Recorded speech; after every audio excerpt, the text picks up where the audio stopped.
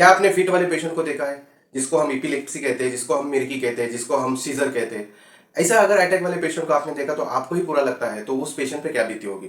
तो दोस्तों, ऐसे पेशेंट अगर आपके पास आते हैं तो आप क्या देते हैं, उसके ऊपर आप क्या परहेज रखने के लिए बोलते हैं और उसके ऊपर आप कौन सा सप्लीमेंट दे देते हैं? तो चलिए दोस्तों, इस वीडियो में ये पहला, अगर आप टोटल हेल्थ यूट्यूब चैनल पे नए हैं तो दोस्तों सब्सक्राइब करना, लाइक करना, दोस्तों आपकी टीम में जरूर शेयर करना। मैं इन्फॉर्मेटिव वीडियो लाते रहता हूँ जो कि आपके फील्ड में आपको हेल्प करती है। तो चलिए दोस्तों, शुरू कर लेते हैं।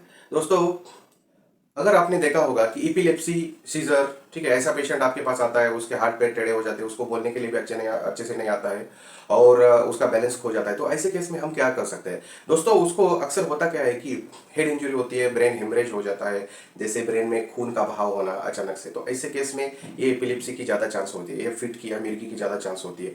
कभी भी देखना, शुगर ज़्यादा बढ़ गया, शुगर कम हो गया, तो ऐसे केस में मिर्गी ज़्यादा होती है। तो ऐसे केस में हमें क्या करना है? क्या ऐसे केस में हमें इस पेशेंट को एक प्रॉपर डाइट भी देना है। वो प्रॉपर डाइट में कीटोजेनिक डाइट बोलते हैं, कीटोजेनिक डाइट उसको देना है। तो दोस्तों, कीटोजेनिक डाइट में होता क्या है कि अक्सर देखा जाए तो कार्बोहाइड्रेट्स, जिसको कर्बोदके बोलते हैं, कार्बोहाइड्रेट्स बोलते हैं, वो कम देने हैं। जैसे कि 7 to 8% उसको कार्बोहाइड्रेट देने हैं, बाकी 93% आपको प्रोटीन और फैट का मिलाप करके देना है। तो दोस्तों, कार्बोहाइड्रेट में क्या होता है, जैसे कार्बोहाइड्रेट से उसकी ये फीट जो है वो ज़्यादा बढ़ जाती है।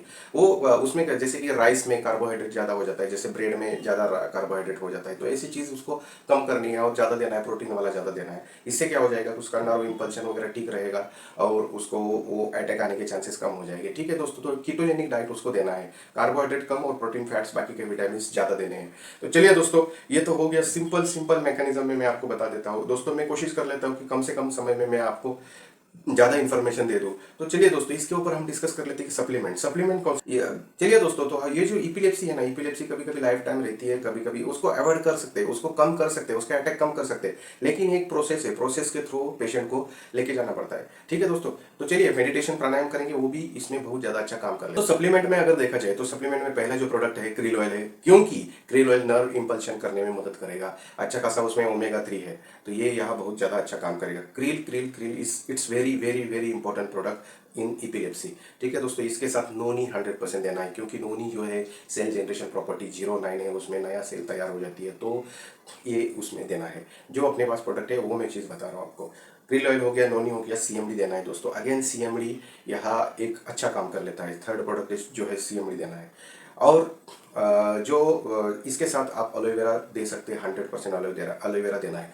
थोड़ा सा पेशेंट मोटा है, अगर उसको लो बीपी की कोई भी शिकायत नहीं है तो इसमें आप फ्लैक्स ऑयल 100% ऐड कर सकते हैं, और फ्लैक्स ऑयल के साथ अगर एलार्जिनिन भी ऐड किया तो भी यह अच्छा काम कर लेता है। तो ये प्रोडक्ट आपको इस चीज़ में देने हैं। विटामिन सी का सोर्स इंपॉर्टेंट रहता है, इसलिए आंवला नहीं तो sea buckthorn, it's very good product for the source of vitamin C. तो ये दोस्तों इसमें हम ऐड कर सकते हैं। विटामिन सी इट्स एंटीऑक्सीडेंट, तो विटामिन सी के चलते पेशेंट को लाभ ही होगा, फायदा ही होगा।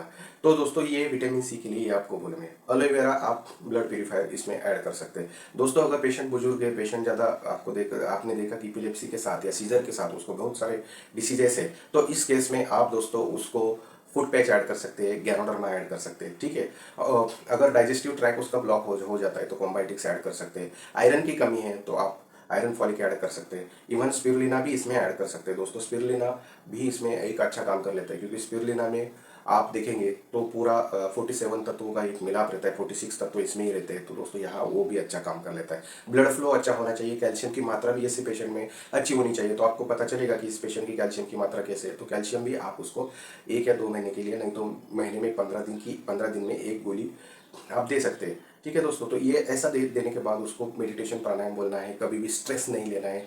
जैसे सिगरेट वगैरह रहेगा, निकोटिनिक कोई चीज़ खाता होगा तो वो उसको अवॉइड करने के लिए बोलना है। हेल्थ को अच्छे से ना दोस्तों, 100% ऐसी चीज़ में रिजल्ट आता है, पेशेंट बहुत ही सेटिस्फाई रहता है।